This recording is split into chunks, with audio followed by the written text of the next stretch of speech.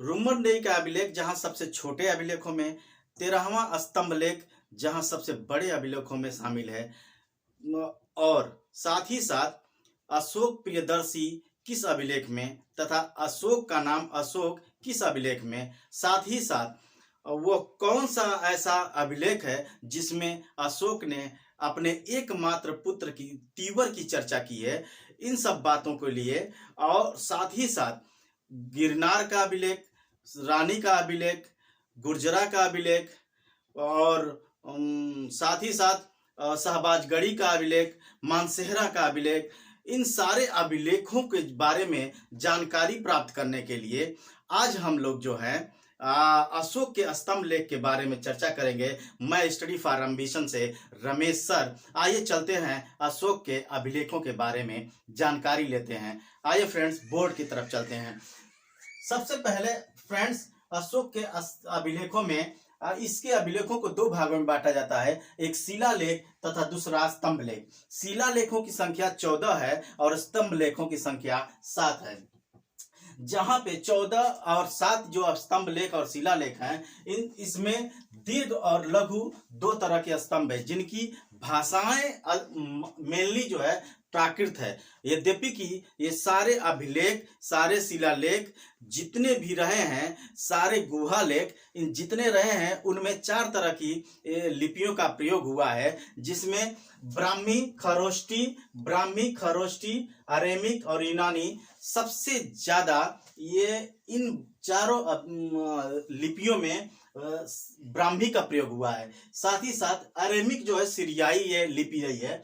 Friends तो ये 4 प्रकार की लिपि है, ब्राह्मी, खरोष्टी, अरेमिक और यूनानी। इन 4 लिपियों का प्रयोग अपने अभिलेखों में, शिलालेखों में, गुहा लेखों में अशोक ने प्रयोग की है। फ्रेंड्स खरोष्टी जो शिलालेख है ये शहबाजगढ़ी और मानसेहरा का जो अभिलेख है इसमें खरोष्टी लिपि का प्रयोग किया गया है। आगे बढ़ते हैं तो देखते हैं कि ये जो सारनाथ का स्तंभ लेख है ये लघु लेख के अंतर्गत आता है। ये ब्राह्मी लिपि में है और साथ ही साथ इस स्तंभ लेख से अशोक ने जो चक्र लिया है वही चक्र जो है हमारा आज राष्ट्रीय चिन्ह है। फ्रेंड्स अशोक चक्र के जो अशोक चक्र के जो पशुओं की संख्या है वो 4 है और 4 पशुओं में हाथी, घोड़ा, सांड और शेर ये 4 हैं।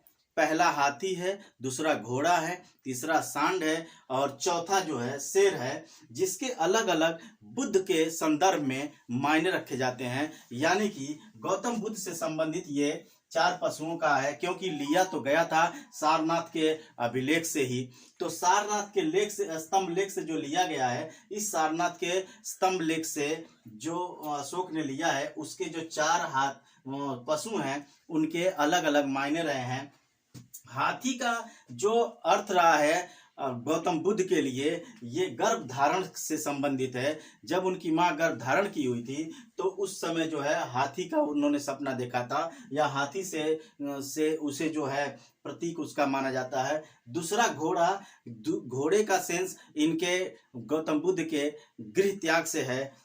तीसरा जो है सांड का अर्थ और सेंस यौवन से, और चौथा है शेर जो समृद्धि या ज्ञान की प्राप्ति से है। ये चारों प्रतीक जो है अपने अपने मायने रखते हैं। और साथ ही साथ जो ये 4 पशु हैं गौतम बुद्ध के, उन 4 पशुओं के जो क्रमबद्ध जो है, सबसे बड़ी बात तो यह है कि ये क्रमबद्ध लिखा हुआ है मैंने। हाथी, घोड़ा, सांड और शेर, इनके जो दिशा है, ईस्ट में हाथी है, साउथ में घोड़ा है, वेस्ट में सांड है और शेर जो है आपका नॉर्थ में या उत्तर में है। तो ये चारों प्रतीक का चारों क्रम है, क्रम से पूछ देता है, साथ साथ अर्थ पूछ देता है और दिशाओं को पूछ देता है, किन किन दिशाओं में क्या क्या है। तो फ्रेंड्स ये जो है ये काफी इंपॉर्टेंट है, इस पे फोकस करिएगा। आइए आगे चलते हैं कि अशोक के जो अभिलेख हैं, इन अभिलेखों में कुछ स्थानांतरित अभिलेख हैं। उन स्थानांतरित अभिलेखों को देखा जाए तो 3 हैं। पहला है प्रयाग, दूसरा दिल्ली टोपरा और तीसरा है दिल्ली मेरठ। जो प्रयाग का स्तंभ लेख है, ये प्रयाग का स्तंभ लेख कौशाम्बी से लाया गया है। पहले कौशाम्बी में था, कौशाम्बी से लाया गया है और ये अकबर के किले में ये स्थापित किया गया है। तो अकबर के किले में इसे प्रयाग के स्तंभ लेख को स्थापित किया गया है।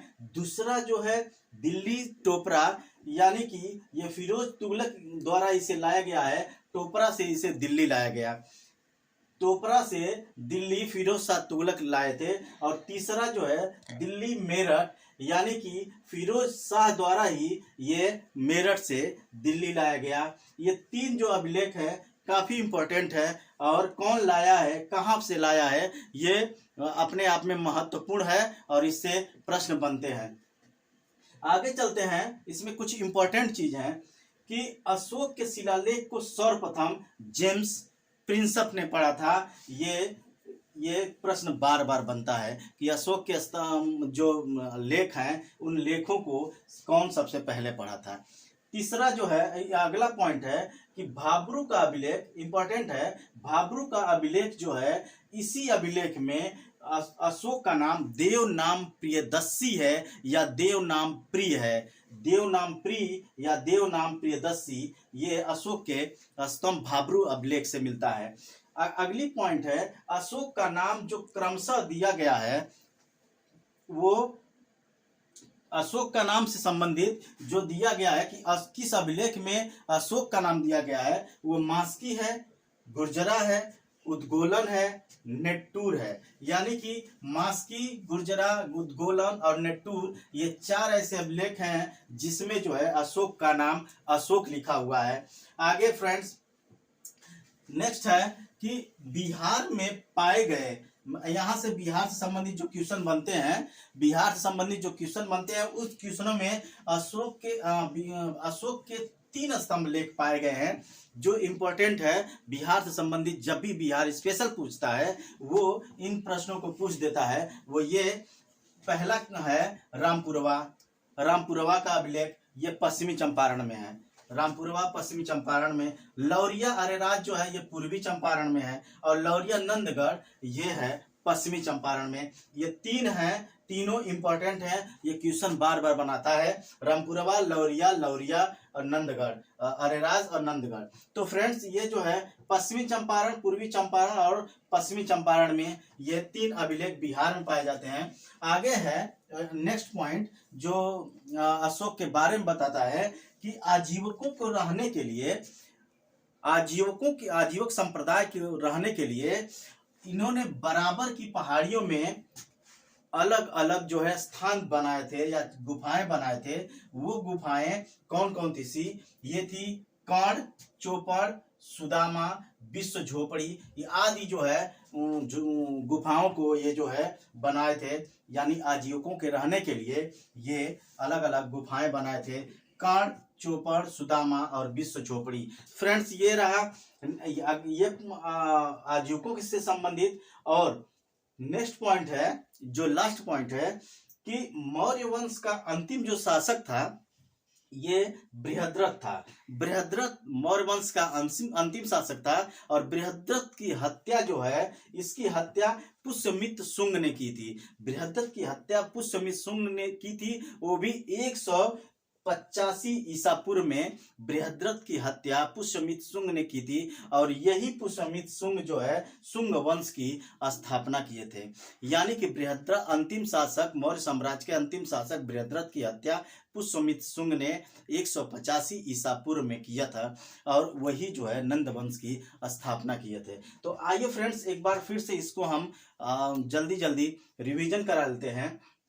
सबसे पहले अशोक के अभिलेखों को 2 भाग में बांटते हैं, शिलालेख, स्तंभ लेख। शिलालेखों की संख्या 14 है, स्तंभ लेखों की संख्या 7 है। यानी 14 और 7 की संख्या ये है, जिसमें दीर्घ और लघु 2 तरह के ये अभिलेख हैं। इनकी जो भाषाएं हैं प्राकृत है, और इनकी लिपियां जो हैं ये 4 तरह की हैं। प्राकृत भाषा है और लिपियां 4 हैं, ब्राह्मी, खरोष्ठी, अरेमिक और यूनानी, जिसमें सबसे ज्यादा ब्राह्मी लिपि का प्रयोग किया गया है।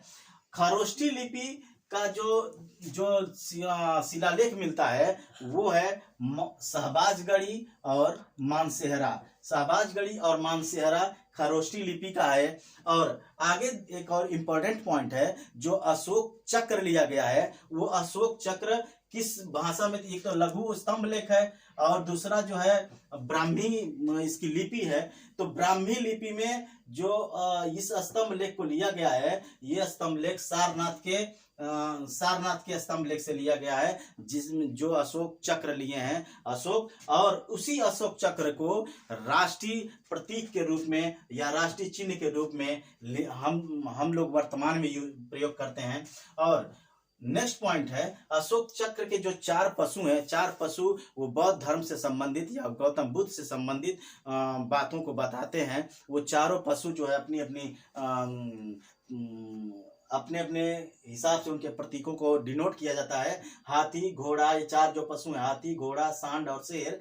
हाथी, घोड़ा, सांड और शेर ये चारों जो है अपने अपने प्रतीकों को बताते हैं। जैसे कि हाथी का बुद्ध के जीवन में गर्भ धारण करने से है, घोड़ा का गृह त्याग से है, और सांड का यौवन से है, और लास्ट जो शेर का समृद्धि से है। फ्रेंड्स, ये क्रमबद्ध है। जब भी ABCD पूछे और क्रमबद्ध पूछे तो आप यही क्रमबद्ध लगाइएगा। ये क्रमबद्ध, ये सही क्रमबद्ध है। फ्रेंड्स, इनके बारे में जो ये दिया गया है चारों ये पशुओं को, उन चारों पशुओं का जो दिशाएं हैं, हाथी ईस्ट में है, घोड़ा साउथ में है, सांड वेस्ट में है और शेर जो है नॉर्थ में है। ये चारों इनकी दिशाएं उस चक्र में है। फ्रेंड्स, अगला चलते हैं कि जो अशोक के अभिलेख हैं ये कुछ स्थानांतरित अभिलेख हैं, या एक स्थान से दूसरे स्थान तक ले गई हुई जो स्तंभ लेख हैं या शिलालेख हैं। ये जो हैं 3 है इनकी संख्या। एक तो प्रयाग स्तंभ लेख, दूसरा दिल्ली टोपरा और तीसरा जो है दिल्ली मेरठ। तो प्रयाग का जो है कौशाम्बी से प्रयाग लाया गया, जो अकबर के किले में स्थापित किया गया है। दूसरा जो दिल्ली से टोपरा है, ये फिरोज शाह तुगलक लाए थे, और ये टोपरा से दिल्ली लाए थे। और दिल्ली से मेरठ का जो है फिरोज शाह ने दिल्ली में लाए।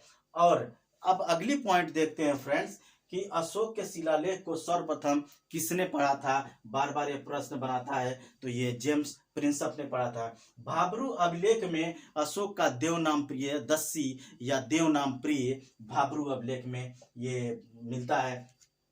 आगे फ्रेंड्स, अशोक का नाम जो क्रमशः जो है अशोक है, किन किन अभिलेखों में ये मिलता है कि अशोक का नाम अशोक किन किन अभिलेखों में है। वो है मास्की में, गुर्जरा में, उद्गोलन में, नेट्टूर में आदि जगहों पे अशोक का नाम अशोक ये दिया गया है। आगे फ्रेंड्स, बिहार से संबंधित इंपॉर्टेंट है कि बिहार में पाए गए अशोक के 3 जो है स्तंभ लेख, उस स्तंभ लेखों की तीनों की कौन कौन है। और रामपुरवा अभिलेख है, दूसरा लौरिया है, रामपुरवा, लौरिया अरेराज, और तीसरा लौरिया और नंदगढ़।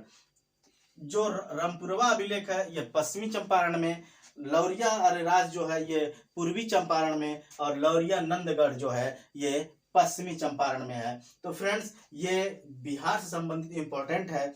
और आगे जो है आजीविकों के रहने के लिए अशोक ने जो गुफाएं तैयार किया था या बनवाया था, वो गुफाएं जो है बराबर की पहाड़ियों में थी। और गुफाओं कौन कौन सी गुफा थी, ये कर्ण, चौपड़, सुदामा और विश्व झोपड़ी, ये जो है इन गुफाओं को तैयार करवाया था ये अशोक ने आजीवक संप्रदाय के लिए। और फ्रेंड्स, लास्ट जो है ये लाइन, जो मौर्य साम्राज्य का अंतिम शासक बृहद्रथ होता है, वो 185 ईसा पूर्व में बृहद्रथ की हत्या पुष्यमित्र शुंग ने की। और पुष्यमित्र शुंग ने बृहद्रथ की हत्या करने के बाद शुंग वंश की स्थापना करते हैं। यानी फ्रेंड्स कि शुंग वंश की स्थापना, अगला चैप्टर हम लोगों का रहेगा कि अगला शुंग वंश के संस्थापक जैसे ये पुष्यमित्र शुंग हैं, इसके कौन कौन प्रतापी शासक रहे हैं, इनकी शासनकाल की कंडीशन क्या रहा है, इनकी प्रशासनिक व्यवस्था क्या रही है, और इनके शासनकाल में वहाँ की जनता की कंडीशन और जनता की स्थिति क्या थी। तो फ्रेंड्स, ये जो है पुष्यमित्र शुंग, अगला चैप्टर शुंग वंश चलेगा। तो फ्रेंड्स, ये मेरा अगर अशोक से संबंधित जो अभिलेख जो दिया हूँ, अगर ये आपको प्रभावित किया हो तो इसे लाइक, शेयर, सब्सक्राइब करते हुए बेल आइकन प्रेस जरूर करिएगा, जिससे कि मेरा नोटिफिकेशन आप तक पहुँचे और इसका आप लाभ उठा सकें। शुक्रिया।